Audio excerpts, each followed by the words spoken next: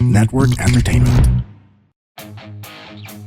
That's the kind of MMA that I enjoy. And this is the kind of MMA that they did, that Lola Vice and Shayna Baszler did. So it's less of the weird, slow ground grappling that a lot of people don't, or a lot of casuals don't quite like about MMA. Syempre, you like it when people are just whacking each other with strikes, with punches, with kicks, elbows.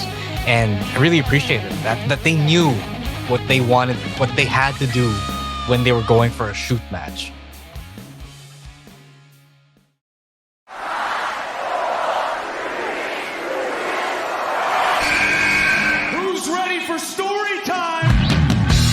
What's going on? This is Xavier Woods, aka Austin Creed. Let me talk to him. Hello, WWE Universe in the Philippines. This is Charlotte. Adam! Hey everyone, this is Jeff Cobb. I have to finish the story. We are pretty deadly. Yes, boy. Yes, boy. Run!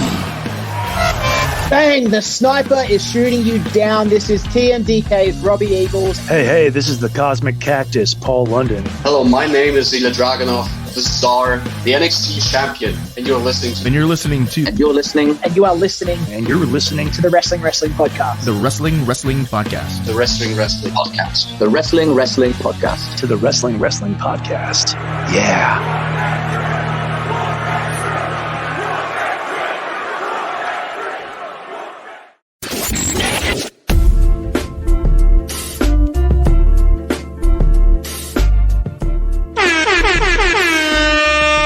Listening to the longest running weekly episodic Filipino wrestling podcast. This is the Wrestling Podcast.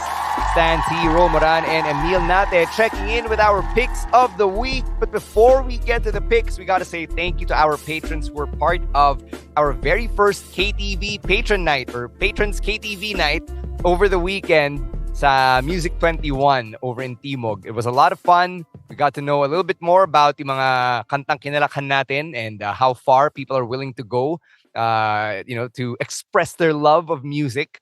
So thank you to everyone who came and partied with us nung Saturday. And as a bonus treat, nagpaulan din kami ng official Wrestling Podcast merch, which we haven't really had for quite a while. So, yeah, we're happy that the t-shirts fit our patrons. We gotta give a special shout out to Dwayne Manalastas and Everybody's Toys and Collectibles kasi sa kanila nanggaling yung t-shirts. And the good news is the second batch will be prepared by them as well. And that one naman will be made available for the general public. So if you want to order a Wrestling Podcast t-shirt, and if you want to show your support for the longest running weekly episodic Filipino wrestling podcast, please do so. We're going to post the order form on our Facebook page. That is facebook.com/Wrestling Podcast. All right. We also got to plug our pasabay for June 2024, which we opened this week. So if you want to get your authentic wrestling merch from WWE or Shop AEW, Pro Wrestling Tees, the New Japan Store, Roots of Fight, lahat ng mga wrestling adjacent merch stores, basta tinatanggap yung credit card or PayPal namin, kaya yan. For all of the details and the mechanics, just hit up tinyurl.com/June 2024 pasabay. Again, that is tinyurl.com/JUNE2024 pasabay. That's spelled PASABUY. And it'll take you to the order form where you can add to cart and, say goodbye to the money that you'll get this payday weekend. Kasi pupunta naman sa wrestling merch. So again, that's tinyurl.com/June 2024 pasabay. All right, let's get to our picks of the week. Emile, simulan natin with yours from Monday Night Raw. All right, so my pick is the opening match, actually, of Monday Night Raw.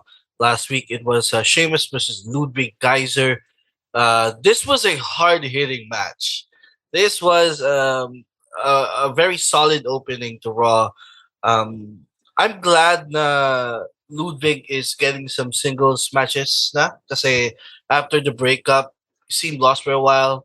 Parang alalay lang siya ni Gunther. But now he's getting a singles run as well. And what a way to get your first singles run with a rivalry against Sheamus. Kasi this was parang carry over to nung Sheamus Gunther feud. Where I think Ludwig attacked Sheamus backstage, and that led to this match, and so nakasabay si Ludwig kay Sheamus when it comes to the hard hitting stiff action, and it really was a great match. And nabigla ako of how great this match was, considering it was on Raw, and I thought they were gonna save this for PLE, probably for Clash, but I think it's not gonna happen now kasi nabubuo na yung card sa Clash, and we already got this match out of the way. So um, I think one takeaway from this is that uh, I I learned how to appreciate Sheamus over the years, and now we're at the point na every match is special because he's at the point now.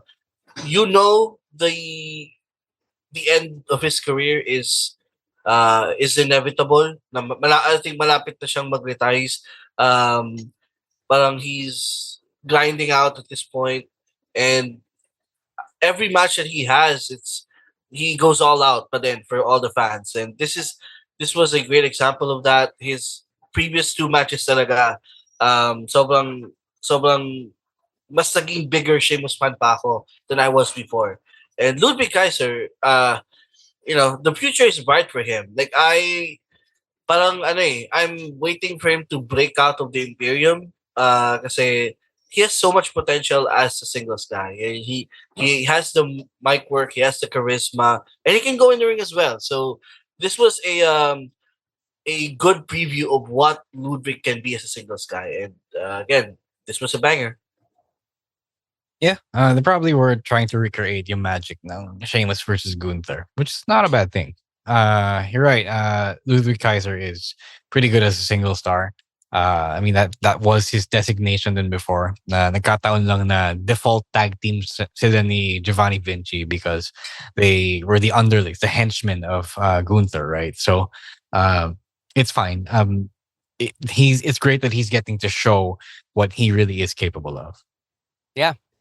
Good stuff as well. Kasi nga, like you said, Emile, Sheamus is still a huge star, and this is one of the better ways to really utilize him at the height of his powers right now.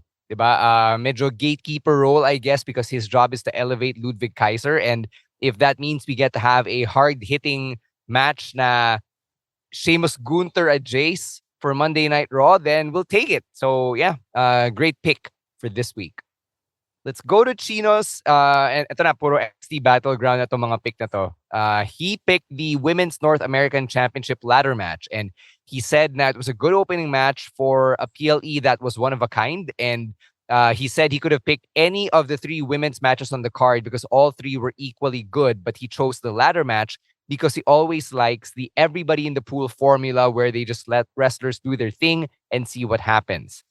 He felt like Kelani Jordynne was an unexpected pick, and he still feels na Sol Ruka should have won, but that Kelani put up a good showing as well. And he closes it by saying that the future is bright with the women's division on NXT. And just to follow up yung point ni Chino, you had 10 women who were booked on this Battleground card. And I think it was Vic Joseph who pointed it out on commentary na there were more women than men booked on the actual show, which says a lot about how they were positioned for Battleground and how a lot of them have gotten to this point now. They're ready to be trotted out there on a big stage like that PLE.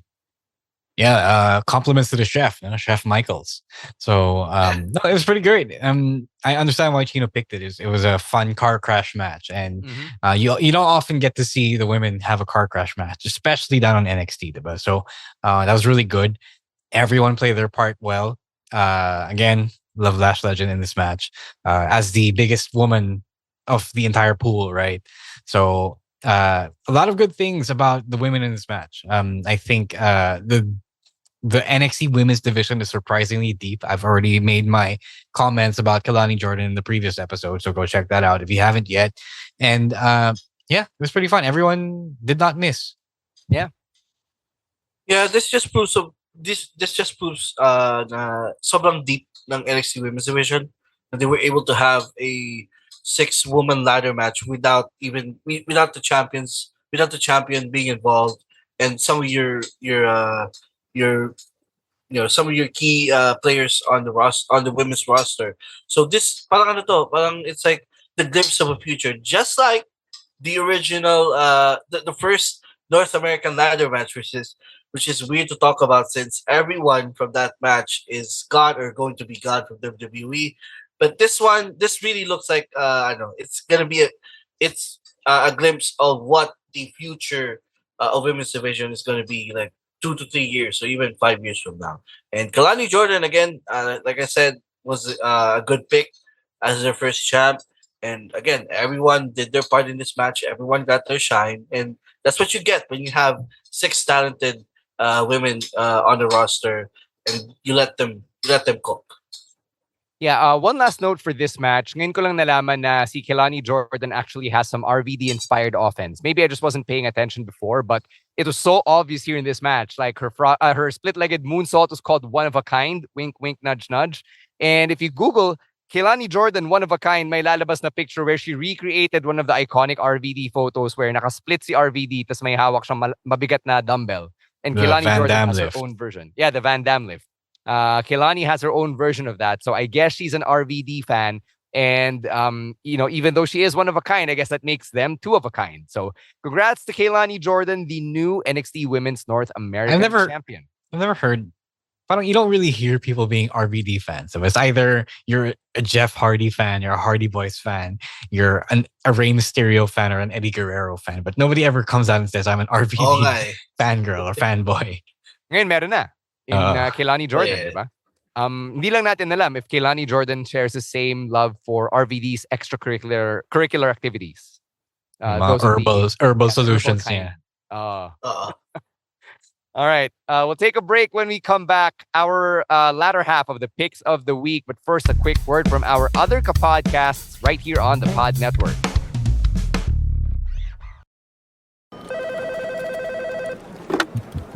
Mga Immortal, listen to the Underpaid Podcast with me, Stanley Chi, wherein we talk about work-related topics in a light manner na parang nagchichismisan lang tayo or nagkukwentuhan. Listen for free on Spotify, Apple Podcast, or kung saan ka man nakikinig ng podcast. Kita-kits! Halfway through our picks of the week, we're going to go to Ro for his from NXT Battleground. Okay, so normally I was going to make my usual AEW pick, which is Kyle O'Reilly versus Orange Cassidy, which you should go watch. But this match, oh my god! Like the fact that I'm choosing this over AEW, it says a lot. It is the NXT Underground match, Lola Vice versus Shayna Baszler. First of all, my prediction was wrong. Lola Vice did win, but second of all, my god, what shit! This is my jam. A little backstory: I've been growing to watch some MMA for the past few months now, specifically One Championship, because One Championship has Muay Thai and kickboxing matches. So hindi siya yung lahat MMA na may grappling and ground game. So a lot of it is stand-up striking, which I really, really love as someone who trained boxing and Muay Thai. So that's the kind of MMA that I enjoy. And this is the kind of MMA that they did, that Lola Vice and Shayna Baszler did. So it's less of the weird, slow ground grappling that a lot of people don't, or a lot of casuals don't quite like about MMA. Syempre, you like it when people are just whacking each other with strikes, with punches, with kicks, with elbows. And I really appreciate it that they knew what they wanted, what they had to do when they were going for a shoot match. So I don't know if you guys saw this, but a while back, Shayna Baszler was defending yung match with Ronda Rousey, I believe from last year. I think it was. Yeah. SummerSlam. Yeah. So a lot of people were poo-pooing all over that match because it was a shoot style fight, and then it wasn't as exciting as typical pro wrestling. And Shayna defended it by saying that, okay, these people just didn't get it. And now I think she learned the lessons of that match and used it to create an actual work shoot fight that looks exciting. So I appreciate that she went this length. I don't know if she was also inspired by her outing at Josh Barnett's Bloodsport nung Mania weekend. So I hope that I was also part of it, because I did see shades of that, and it was so great. Like, it was intense. It was the kind of thing that draws people. This was the kind of shoot style fight that pro wrestling needed. Parang mas kailangan nyo to. And I would hope that they give credit to Josh Barnett kasi siya talaga yung nagpauso nitong ganyang pro wrestling matches. And so what was I gonna say? Fuck. Ayun, Lola Vice broke through here. Like, I think she finally found what the type of pro wrestling she needed to do. It wasn't, typical pro wrestling where you try to do the things that pro wrestlers usually do, the sequences, the holes. She needs to fucking ball out and just start shooting on people the way she did here in this match. That's what I want to see from Lola Vice. That's be literally the next Shayna Baszler in NXT, and then she'll be made. I will get everyone. I think a lot of people will get behind her 100% if she does that. Yeah, she's legit, man. Lola Vice has kind of been pigeonholed as Latina who shakes her booty. That's basically been her booking up until she started tangling with Natalya and then now getting into it with Shayna Baszler. But I think you're right. This Shayna Baszler match made Lola Vice. It really made her stand out.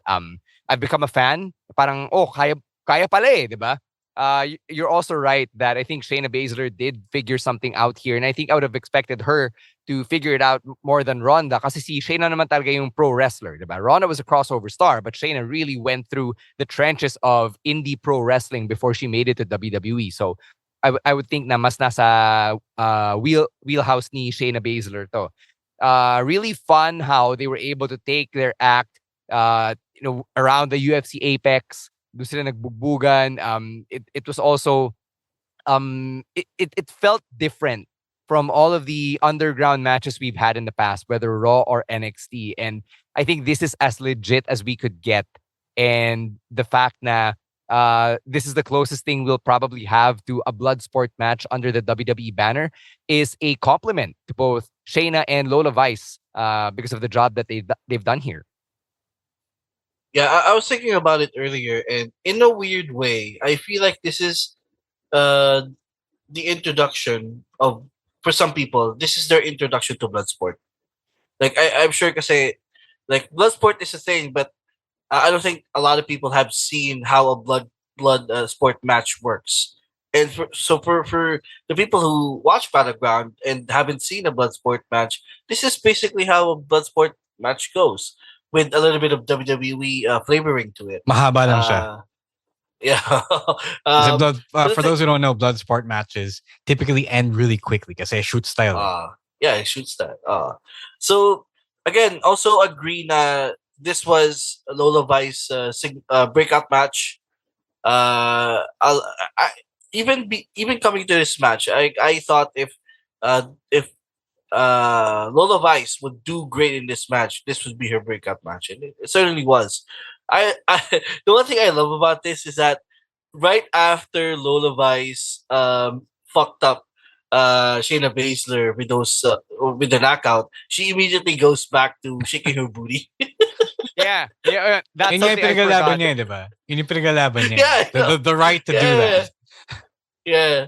That was perfect. The ending of that match was perfect. So kudos to both of them, and this is probably the best MMA inspired WWE match probably since Shamrock Owen Hart from '98, which I saw from years ago, and I thought that was a cool match. So I think this now eclipsed that as the best MMA inspired match that WWE did. Let's also not forget to give credit to Shayna Baszler for agreeing to look like a chump at the hands of Lola Vice. Like, that was the weakest I've ever seen Shayna. And nagmukhang legit si Lola Vice dahil dun. Yeah, tulirong siya, but with the finish, na sinasabi ni Vic Joseph, Shayna's confused. She's confused, doesn't know what's happening. So, yeah, you're right about that as well. A lot of booty shaking going on in NXT, from Lola Vice to Sexy Red to Sarah Schreiber of all people. But yeah, that's NXT Battleground for you. Let's go to Rowan's pick. It's the three-way match for the North American Championship. Joe Coffey, Oba Femi, and Wesley. So simulan natin with Rowan's thoughts on the UFC Apex, which we talked about in our weekend reactions. With NXT holding the show at the venue, sabi ni Rowan, it felt like watching a different show, especially when the camera work is done the same way UFC is doing it. So yun daw yung na-feel niya with NXT Season 6 when it moved to Full Sail University during the Black and Gold era. And then again when they moved to the PC in 2020. Now, on to the match. Rowan says he always likes triple threat matches because endless possibilities as to who walks out the winner, and the tension couldn't get any higher with this particular championship. Everyone had the potential of being victorious, and while Oba Femi was the crowd favorite, his money was on Wesley, who he felt was going to win the title for the second time. Yeah, clearly hindi siya nakikinig nung nag-predict tayo lahat na, it's going to be an Oba Femi title defense. But okay, Rowan. He also gave credit to Joe Coffey, who's often overlooked. Supposedly dapat dark horse siya, but Gallows did get involved in that match, as Gallows always does when Joe Coffey is involved. Rowan says that this was his match of the night because of the spots that they did. And yung favorite spot niya, yung napasigaw daw siya, was when Oba Femi tossed Wesley onto Joe Coffey, which was kind of like doing an assisted crossbody. And then when Gallows came out, kala niya panalo na si Joe Coffey, but no, they got absolutely demolished. And since Rowan hasn't watched NXT all that much, Oba Femi getting a push since winning the breakout tournament is the best thing to do because he is hot right now. And like they say, strike while the iron is hot. They love booking Oba Femi in three ways. Yung napansin ko, ever since he won the title, laging three-way yung defenses niya. But I think there's a logic to that because one-on-one, Oba Femi is so OP na it's not believable whoever his opponent is na matatalo nila si Oba Femi. Yeah. So for the people to think na, Oba Femi might lose the title here, they need to book him in a three-way. Okay, sabi nga ni Rowan, and this possibility. So it made sense in my mind as to why they're always booking him in three-way matches. Second, the spot that I liked the most in this match was when the finish. When Oba caught Wesley, who was doing a Meteora, double knees. Like the way he caught Wesley was incredible, and then he straight up power bombed him, and also he power bombed Joe Coffey to win the match. I agree. Oba is getting this push is deserved naman. He's an incredible talent at such a young age. The future is bright for him, and I think him going after the NXT title might be the next step for him. Like I could see him being the guy to actually dethrone Trick Williams pag umabot na tayo sa point na yun for the NXT title. So this was a great three-way. I was expecting actually, kasi again, we're going back to the TNA crossover week, diba? And Gallows interfered. Honestly, I was expecting the Rascals, or for people familiar with NXT, the MSK, to come to Wesley's rescue. But I think probably not, given the circumstances behind Nash Carter leaving the company. Yeah, but a lot of people were expecting, including me. But I guess it's not gonna happen. But kasi kayo nag-expect yan tuloy, na-disappoint kayo. Yeah, but again, it was a great match. And I think I don't think the Joe Coffey Wesley feud is over, given what happened after the match. But I think there's gonna be a new challenger for Oba, and I'm sure Oba's gonna go over whoever the next challenger is, because he's just that dominant at this point. You saying Oba Femi was gonna go Oba was right there, Emile. It was right there. All right. Let's close things out with my pick of the week, which was the NXT Women's Championship match between Jordynne Grace and Roxanne Perez. Now, I wouldn't say that it was like the best match ever, but I think the gravity of the moment was what really pulled me in here. The fact that it was an open acknowledgement of WWE that TNA exists, that TNA is a force, that TNA has a legitimate star in Jordynne Grace who could go head-to-head with their NXT Women's Champion. That Vic Joseph was acknowledging Booker T's time in TNA. There were so many things that in the previous era, the previous regime, would not have even been conceivable. So dun palang napakalaking bagay na that this match was even happening. We talked nung weekend reactions about the appearance by Ash by Elegance, and that was also a nice touch for Vic Joseph to acknowledge her history with WWE while also respecting TNA continuity. Tatum Paxley getting involved as well. So those two outsiders causing the interference that led to Jordynne Grace getting surprised with the Pop Rocks, diba? It wasn't really. I mean, the match itself was fun because it was great seeing Roxanne Perez be at such a disadvantage against a juggernaut like Jordynne Grace. But I think I was really just lost in the. But I can't believe this is happening. The vibe. I mean, yes, it's the third time we're seeing Jordynne Grace, but still, the fact that this match is happening, that this that for a moment there was a chance na this outsider could take the NXT Women's Championship and bring it to TNA. Diba? Napakalaking bagay nun given the history of WWE and TNA over the last 2 decades. So, people are now saying na behind the scenes, yung mga NXT talent wants to work with other TNA talent. People like Joe Hendry, they want to say his name, diba? In case he shows up. And I think what we saw at Battleground between Jordynne Grace and Roxanne Perez will eventually lead to something like that. I want to manifest that energy. Yeah, Tagdan. You're right that it wasn't mind-blowingly special. It was pretty good. It was a solid match that didn't overstay its welcome. You are also correct in all of those things that you said about the TNA partnership. I enjoy this match because nobody wrestles in the women's division like Jordynne Grace. I think yung mga tao na gumagawa nun, they're already on the main roster. Like, you got Bianca Belair, you got Rhea Ripley, you got Jade Cargill, diba? Yeah. So they don't have that in NXT. They don't have the big muscle mommy energy in NXT. And that is what Jordynne Grace brought. And I really, really enjoyed watching that. Kasi may chemistry sila ni Roxanne Perez, and Roxanne was able to just fly and bump around to put over the strength of Jordynne Grace. So I'll be honest, I didn't get to catch a lot of Jordynne Grace's work until recently, when I started kind of watching TNA because of China.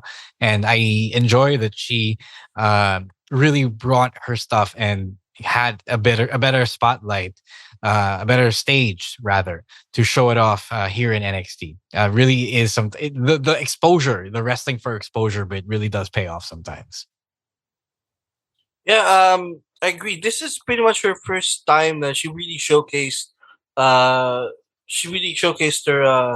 her wrestling skills. Because her appearance at the Rumble was short, and the match that she had in NXT was also short. So this was her first long match in WWE, and yeah, it really went well in my opinion. I mean, Roxanne did such a good job as well in this match.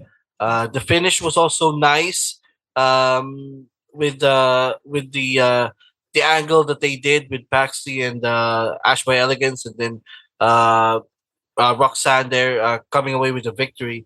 So this was a landmark moment. Again, Stan, I agree with what you said. That if